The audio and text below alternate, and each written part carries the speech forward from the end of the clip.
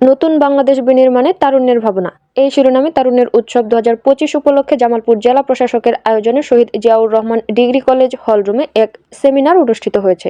গত 6 ফেব্রুয়ারি সকালে শহীদ জিয়াউর রহমান ডিগ্রি কলেজের ভারপ্রাপ্ত অধ্যক্ষ মোহাম্মদ মহসিন আলীর সভাপতিত্বে প্রধান অতিথি হিসেবে উপস্থিত ছিলেন জেলা প্রশাসক হাসিনা বেগম। পরিবর্তন উন্নতির জন্য একটি গুরুত্বপূর্ণ শক্তি হিসাবে কাজ করে যাচ্ছে।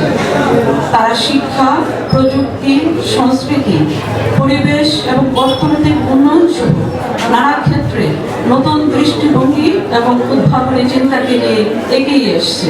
সহকারী অধ্যাপক ফাহমিদা বেগমের সঞ্চালনায় বিশেষ অতিথি হিসেবে পুলিশ সুপার সৈয়দ রফিকুল ইসলাম, সরকারি আশেক মাহমুদ কলেজের অধ্যক্ষ প্রফেসর মোহাম্মদ হারুনুর রশিদ, অতিরিক্ত জেলা প্রশাসক ইফতেখার ইউনুস এবং জেলা বিএনপির সাধারণ সম্পাদক অ্যাডভোকেট শাহ মোহাম্মদ ওয়ারেস আলী মামুন উপস্থিত ছিলেন।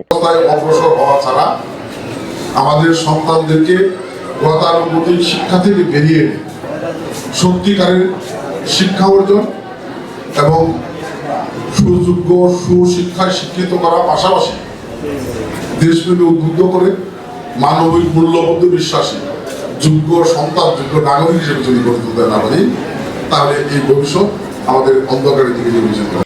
অনুষ্ঠানে বক্তারা বলেন, তারুণ্যেরাই চায় বাংলাদেশের সকল ক্ষেত্রে জবাবদিহিতা আসুক এবং তারুণ্যেরাই পারে নতুন বাংলাদেশ গড়ে তুলতে। জামালপুর জেলার যে কোনো সংবাদ জানতে জামালপুরলাইভ.com ও জামালপুর লাইভ ফেসবুক পেজের সাথেই থাকুন।